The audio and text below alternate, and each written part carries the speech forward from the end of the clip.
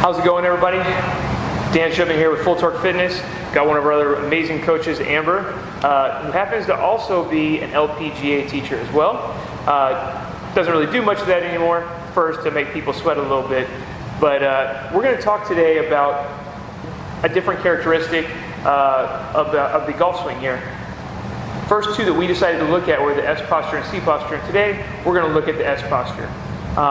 So I'm going to let her kind of describe what S posture is in the golf swing and how having it can affect your golf swing, and then we'll go over a couple of things you can do to work on that S posture. All right? Excellent, sounds good. Well, the first thing I'm going to have to do is have my golfer here just grab this golf club and get into his 5-iron posture. Yeah, literally. Okay. So get into 5-iron posture and make sure we're facing this down the line angle so we can see the angle of his back right here. This is a pretty neutral spine at the moment, so now I'm going to ask Dan to just screw up his posture and get into S for me. Did you see what happened there? This nice arch is what we want to try and avoid in the golf swing. So return to neutral again for me. This is more what we're looking for, and then return to S. There you go. I just wanted Dan to shake his butt for you a little bit. But now we're back here into S posture. And a couple problems with that. Go ahead and relax, Dan. A couple problems that we're going to see in the golf swing when it's related to that S posture is that is starting very much at the beginning in the golf swing here, which is going to set you up for a hard time for anything that's going to happen right after setup. Whether that's turning, a couple of things might happen with that because of this posture. You're limited in how much that you can turn, but you know you need to get that club up higher, so you might end up doing all kinds of other things to get that club into that higher position. Even here, just standing there and feeling that, I feel a lot of pressure in my low back in that S posture. So it's something we'd like to avoid and get you into a more neutral stance.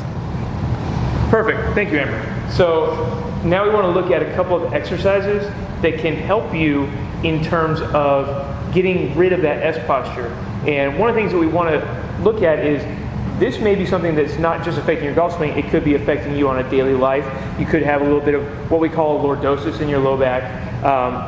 And the basic ways to work on this are really what we would do for the general posture, not just for the golf posture there, right? So what I'm going to do is I'm going to lay down and I'm going to have Amber walk me through a glute bridge. All right, guys, we don't need the golf club for this one, so set that aside. Go ahead and lay on your back for me. And bring your feet together. Good. And the very first thing I'm going to have him do is drive through his heels. Make sure he tucks his butt underneath, little pelvic tilt, and then drive through the heels and lift the butt up. And we're looking for a nice flat right here. Are you feeling that in the butt? That's the only place we should be feeling it. Sometimes that hamstring likes to take over. If that's the case, you need to reset. Go all the way back down to the bottom. Reset. Make sure you're feeling driving through the heels. Tuck the pelvis under, and then lift into glute bridge and hold. This exercise is great for core stability, making sure the glutes are firing to help you get more control when you are in that posture to find neutral spine. Perfect. And one of the things that I also want to mention, sometimes people don't understand the whole tucking the pelvis. So an easy way to think about it is try to either flatten your back into the ground or squeeze your butt first. If you think about those two, it usually will get that pelvic tilt that we're trying to get there.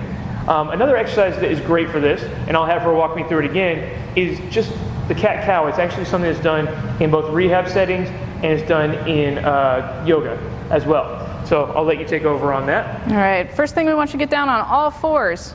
First thing I want you to check out is make sure that everything is aligned. Shoulders, wrists, hips, and knee are all nice and aligned. And then the first thing I want you to do, Dan, is go ahead and stick your butt up. Let your stomach come to the ground. Good, and we have this nice arch.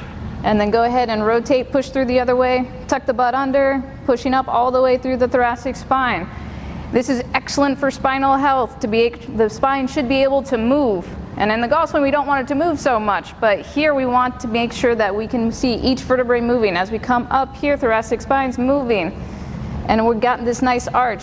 For golfers specifically, really work on that lower body, that lumbar spine. This is that pelvic tilt we were just working on. So we want to tuck the butt under, squeeze the butt, try and move one vertebrae at a time all the way up and rounding. The spine needs to move for good health. In the golf swing, once again, we're going to want a more stable spine, but if you can't move it, it's going to be having a hard time translating into the golf swing. Perfect.